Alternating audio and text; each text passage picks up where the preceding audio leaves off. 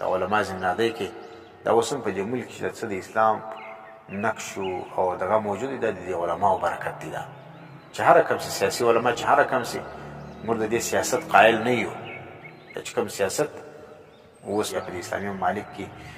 علما کې دا رقم سیاست اسلامي خو نه دی خو لیکن دغه باوجود چې په دې معرضي حالاتو کې دغه علما کوم کار کوي بیا دې موږ باندې شابر سي دا چې کوم د اسلام دغه رقم کمزوري چهره دلته موجوده ده هم د دې علماو برکت دی که دا نه وای نو دغه درس و تدریس هم اوس نه وای موجوده نو ځکه څه فرمایي دلته اجتماع د پارلمنت نه د مراد اجتماع د جمهوریت نه د مراد اجتماع د چا مراده دا اجتماع چې کوم ده د علماو د فقهاو مراده نو خبره زموږ دغه ده او دلته چې کوم دي د نبی اسلام چې کوم اضافت کړی دي د امت خپل ځان له دا اضافت چې دي دا تشریفي دي دا وینې نو دې ته اشاره ده چې